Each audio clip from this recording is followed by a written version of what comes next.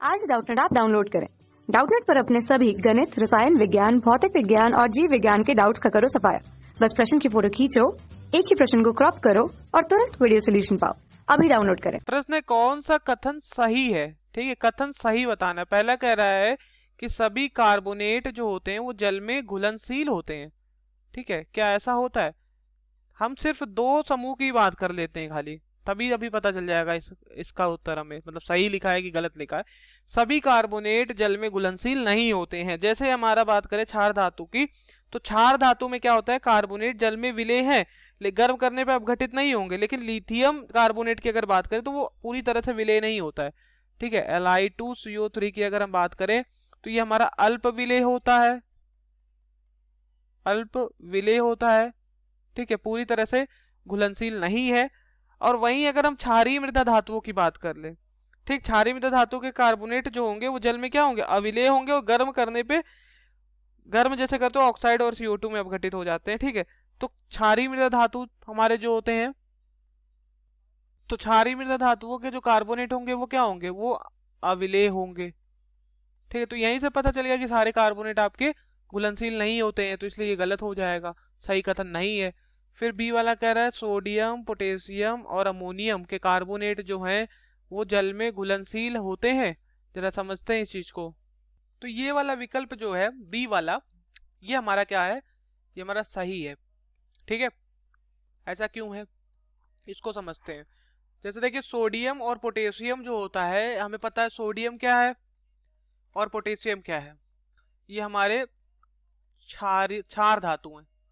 ठीक है, और जैसा कि हमने बताया क्षार धातु में सिर्फ लिथियम कार्बोनेट जो होता है वो अल्प विलेय होता है, बाकी क्या होते हैं, बाकी सारे विलेय होते हैं, घुलनशील होते हैं। ठीक है, बाकी सारे विलेय होते हैं जल में। तो ये हमारा सही इसलिए हो गया। और यहाँ पर जो अमोनियम है ये भी हमारा क्या होता है, ये भी हमारा अमोनियम का कार्बोनेट NH4 का होल ट्वाइस CO3, इसके भी कार्बोनेट जो होंगे, अमोनियम का कार्बोनेट, ठीक है, ये भी हमारा विलेय है। यहाँ पर सोडियम पोटेशियम के कार्बोनेट मैंने नहीं लिखा, ठीक है, इनके कार्बोनेट की बात कर रहे हैं, कार्बोनेट।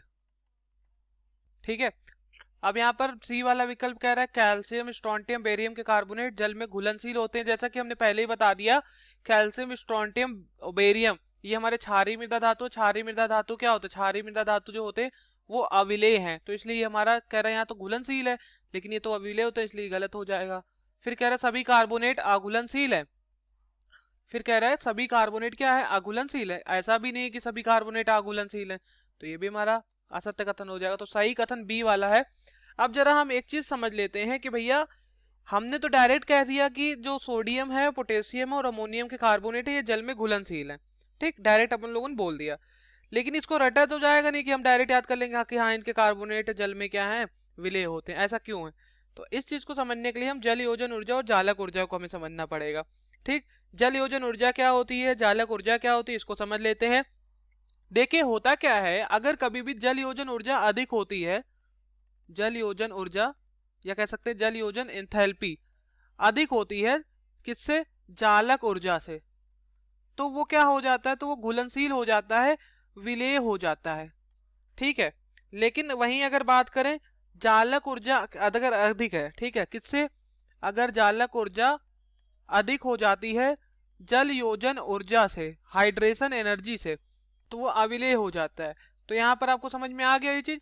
जालक ऊर्जा जल योजन ऊर्जा से शॉर्ट में समझते हैं। देखिए जालक ऊर्जा क्या होता है, जैसे क्या होता है, जालक ऊर्जा अधिक किसकी होती है, जिसका आकार छोटा होता है। जैसे हमें पता है आकार छोटा होगा तो नाभिक से दूरी अगर कम होगी तो वहां पर जालक ऊर्जा अधिक होता है, और जालक ऊर्जा वहां अधिक होता है यानी कि वहां पर वो अविलेय हो जाता है। ठीक है, जल योजन ऊर्जा वहां कम हो जाएगी। देखिए अगर एक मोल क्रिस्टल जालक है उसको आप आयन में अलग कर रहे हो, एक मोल क्रिस्टल जालक को आयन में अलग करोगे तो उस आयन को जब अलग करोगे तो आपको कुछ ऊष्मा देनी पड़ेगी, कुछ ऊष्मा देनी पड़ेगी, और जब कुछ ऊष्मा देनी पड़ेगी तो इसी ऊष्मा को क्या बोलेंगे, इसी ऊष्मा को आप बोलोगे जालक ऊर्जा। ठीक है, उसी ऊष्मा को आप जालक ऊर्जा बोलोगे। अब जल योजन ऊर्जा क्या है, जैसे एक मोल ठोस क्रिस्टल से विभिन्न आयनों को जल योजित कर रहे हो, जैसे आयन है हमारा, कोई एक्स आयन है, इसको आप जल से क्या कर रहे हो, घेर, H2O अणु क्या करते हैं, घेर लेते हैं, तो हम कहते हैं क्या हो रहा है, जल योजित हो रहा है। क्या हो रहा है, जल योजित हो रहा है।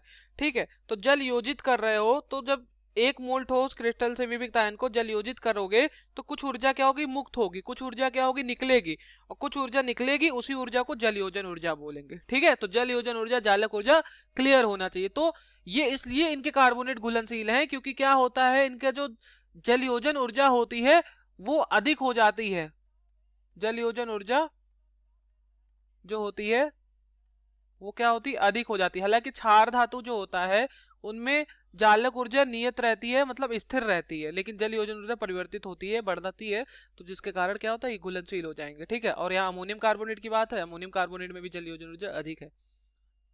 ठीक, इसलिए घुलनशील हो जाता है। तो सही कथन बी वाला इसलिए हो जाएगा। धन्यवाद। कक्षा 6 से 12वीं से लेकर नीट, IIT, JEE वो एडवांस के लेवल तक 1 करोड़ से ज्यादा छात्रों का भरोसा। आज ही डाउनलोड करें डाउटनेट ऐप या व्हाट्सएप करें अपने सारे डाउट्स 8400 400 400 पर।